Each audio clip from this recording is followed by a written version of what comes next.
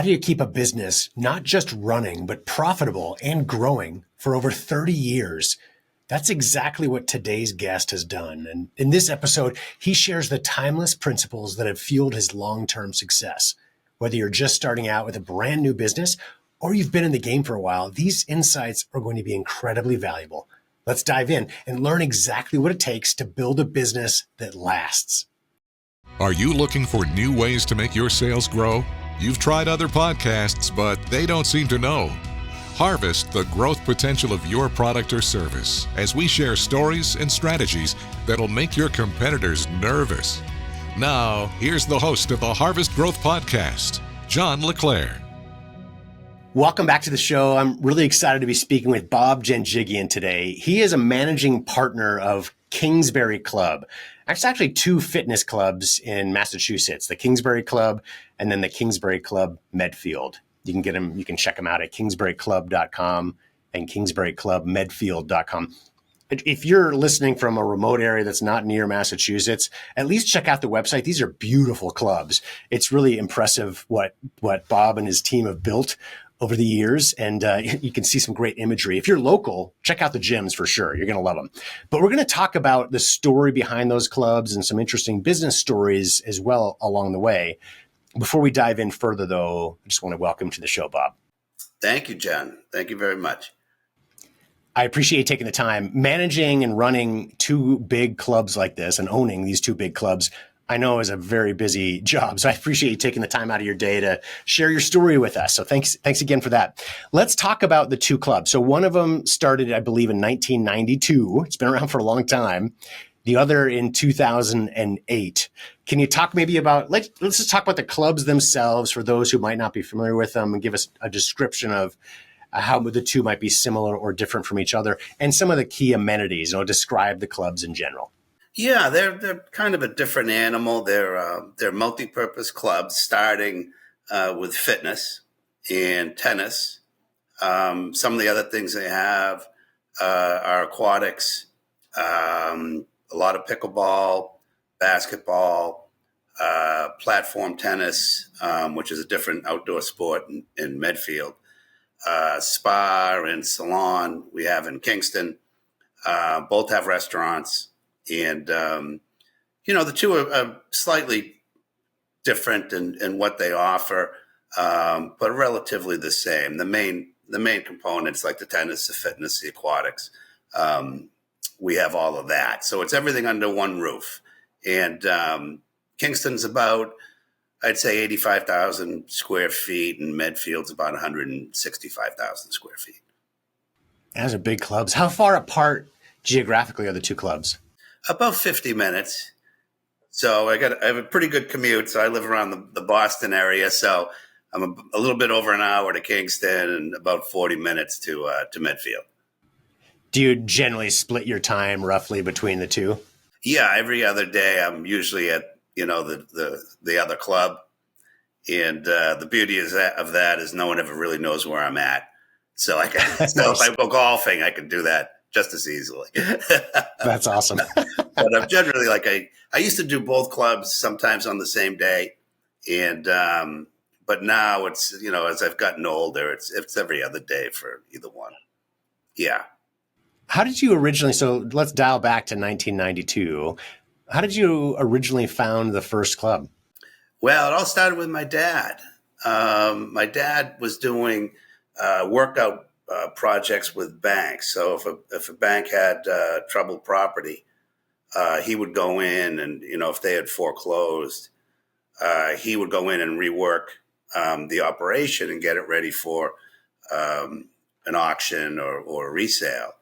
And this was one of the properties down in Kingston and right around 1990, 1991. And he loved the business and, really enjoyed it. And at that point, put a partnership team together. And it was strange because there was an auction right in the parking lot. And we ended up, paying more than we wanted to, but we got the club, and at the time it was only fitness. No, I'm sorry, not even fitness. It was only tennis and like a function room. So And at that point, it wasn't really, in 92, there weren't a lot of clubs that did more than that. You were either a tennis club or you were a gym or whatever. That was right around the time where people started to add fitness to these multi-purpose clubs. And, it was about 5 years, and then we added the fitness, and then that's when things really took off, from there. So, and then, our membership team has been together ever since. We've got, 5 partners who are still together after all this time. Wow, that's impressive. You must be good to work with. That's a lot to say. That's a very long time to be together. Oh, a long time. And, I'm the only one who works there now, but, everybody else had their own businesses and everything. But, we've been meeting every week during all those years. And so it's really worked out well. If you rewind back to that early day, so it was an existing business. You've changed it and grown it a lot since then. But obviously, when you make a big capital investment like that, you've got to generate revenues quickly to be able to pay back loans and grow the business, of course. How did it happen in the early days? How did you generate revenues back in 1992 when you first started this? Well, that was tough because you only had one revenue source. It was the tennis. We would do functions and everything, but it was a number of years before, we did better than breaking even. And what really made that take off is when we added fitness and some additional services that allow you to have, additional revenue streams. And I think that's the benefit of having, there's a big entry point on a big club, but the beauty of that type of club is that you've got additional revenue streams. You're not reliant on one particular one. So nice. And as trends come and go, like obviously pickleball was not a part of probably either club in the very early days. It's a growing and massive sport now, but it didn't exist, especially back in 1992 for sure. So it's interesting how you brought in and kind of changed the business model. Did you at the time look around? I mean, as you mentioned, it was unique, right, to bring in fitness and combine it with tennis. Did you learn that from other businesses you'd seen in other parts of the country, or was this just internally figured out that, hey, let's add fitness and get that additional revenue stream? Well, I think we probably started a couple of clubs, but not many. And my background was always fitness. So I actually came from the IT side. I used to work for New Balance and some other companies. And so when my dad started this, I hadn't yet joined working there. And so my background was the fitness, so I was trying to push that element into it. Back then, Kingston had 7 tennis courts, so we ended up converting one to fitness. And so it over time, at that point, you get a lot of different ideas from the industry. You go to the industry shows. The next thing we added was a pool. I mean, they're big capital expenditures. So you got to take risk. I mean, it was a lot of borrowing money, and some of the times it was a tough road to hoe. And but originally, I think a lot of clubs tried to offer like a tennis separate membership, fitness only membership, and over time, we, as well as I think a lot of these clubs, realized it's, first of all, you can't really manage that, trying to keep people from playing tennis to go working out and things like that. The model ended up being just one price covers all, you charge court fees and things like that. But so it's not for everybody. If you just want a $10 workout and you don't need everything else, well, probably not for you. But over time, it's really developed as more of our biggest clients are families. So, a family could come in, the dad could be working out, the mom might be playing tennis, the kids are doing the kids programs. And it's just a great family atmosphere. And that's what we've seen grow the most.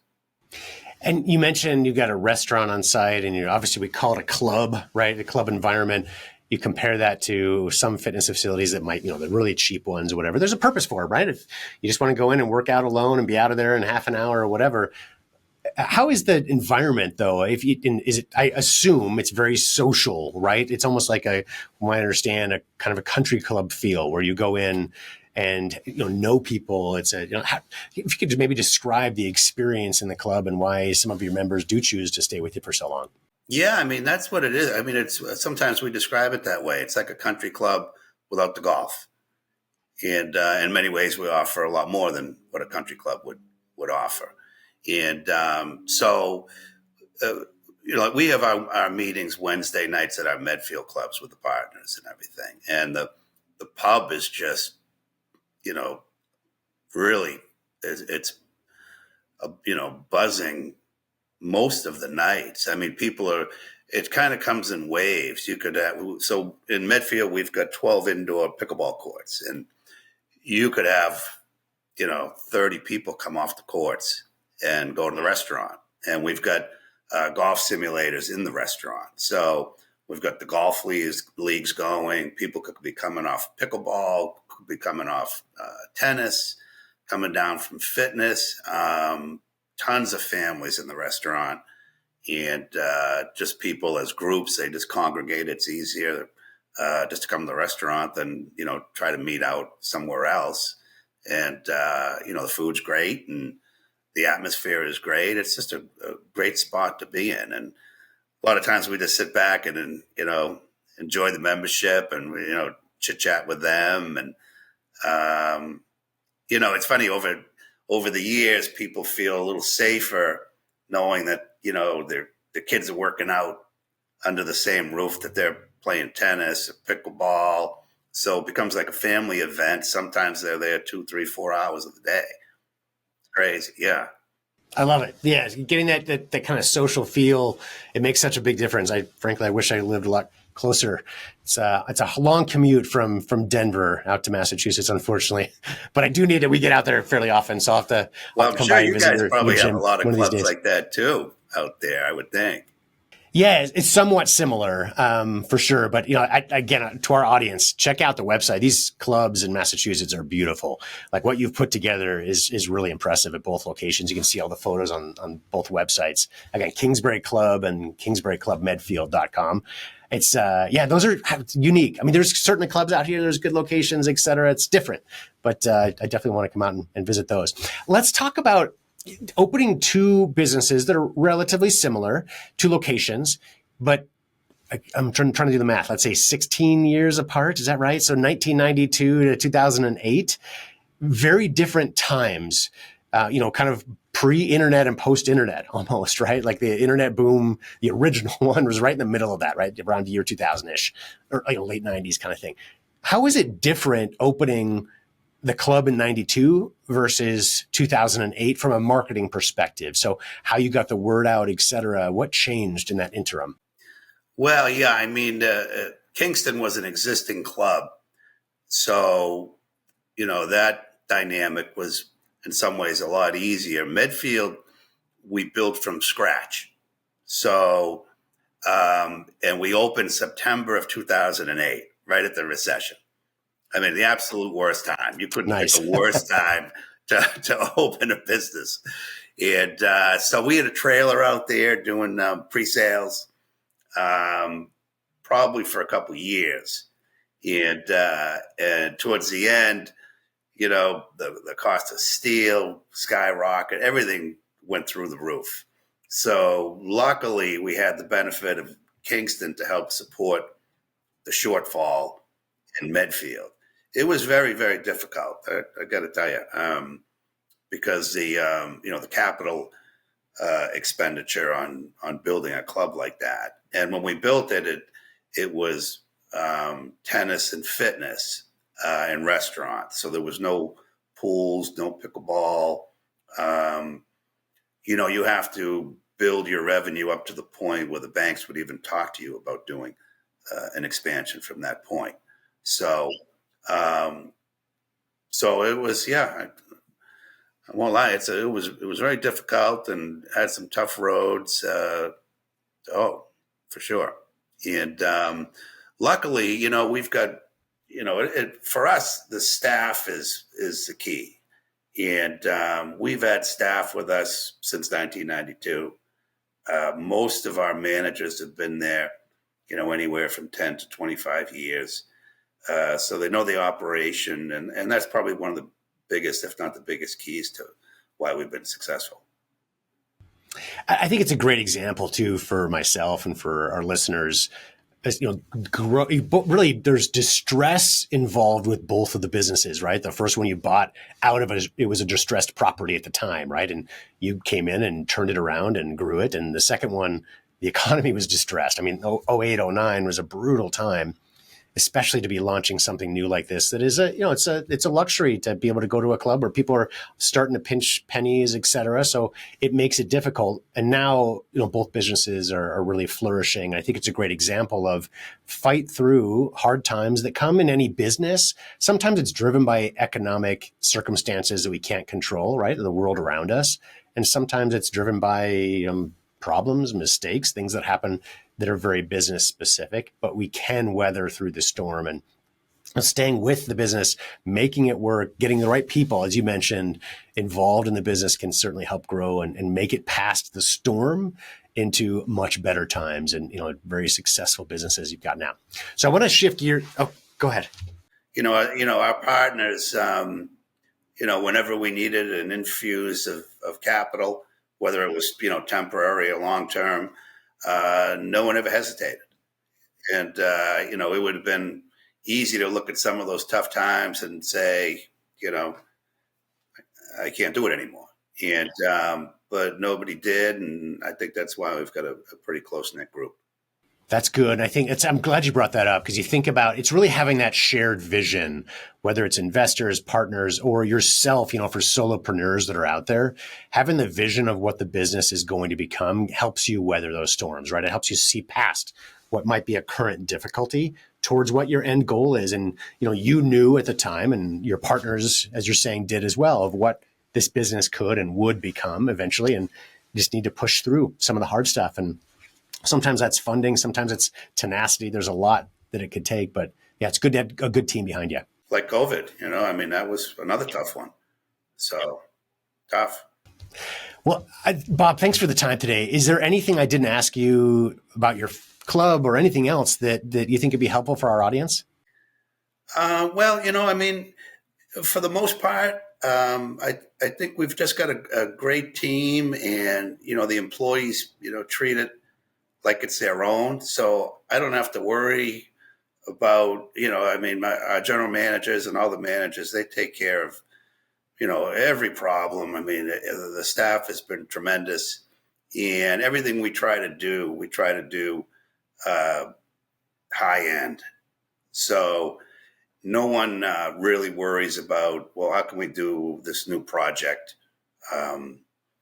the cheapest way possible or whatever we end up doing. I would just say, to anybody looking to do something, give the best product, listen to your members, try to do whatever you choose to do that they are recommending, do it the best you can. And they end up for instance, we just added free coffee to both clubs. It's a lot of money. By the end of the year, we're probably spending $75,000 a year on free coffee. And a lot of people would look at that and say, well, where's the money in that? But the membership love it. And in the end, it just helps the overall product. So it's not all about, what you can sell with immediate payback. It's the overall product for us.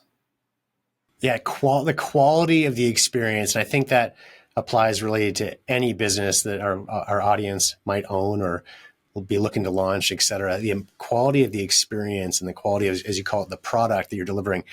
And I like that you also mentioned the importance of the team, right?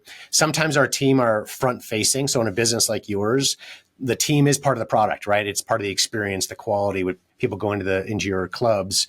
that's who they interact with, right? Sometimes it's like in my business, it's behind the scenes in the very beginning, right? Because we're working on videos and marketing campaigns, et cetera. So the campaigns we do, nobody sees us. It's about, we do ours behind the scenes. But either way, whatever type of business you might run, having the team behind the owner to be involved, to feel a part of the business, and to have and be able to provide that high quality experience. That's absolutely important. I agree. I do want to, and you have to treat your staff the way you'd want to be treated, and I think that's how we do it. And it certainly shows by the business you've built. Thank you. So I do want to encourage our audience, please check out either one of Bob's websites, so kingsburyclub.com or kingsburyclubmedfield.com. If you're in the local area in Massachusetts, go check them out. These are great clubs. Otherwise, check out the websites just to see this great business that Bob has built. And I really want to encourage you to, hopefully you gained a lot from this interview. It's been a lot of fun for me. And Bob, thank you again for taking the time. Also for our audience, thank you for tuning into today's episode where we uncover the stories and strategies behind some of the most successful marketers out there. If you're looking to take your business to the next level, be sure to visit perfectlaunch.com. You can grab a free copy of my book, The Perfect Launch System. It's packed with proven principles we've developed over the past 20 years, helping hundreds of businesses launch and grow successfully. Plus, you'll also get exclusive one-page summaries of some of our most popular podcast interviews, real-world insights you can apply right away. Head to perfectlaunch.com and start building your perfect launch today. Until next time, keep learning, keep launching, and keep growing.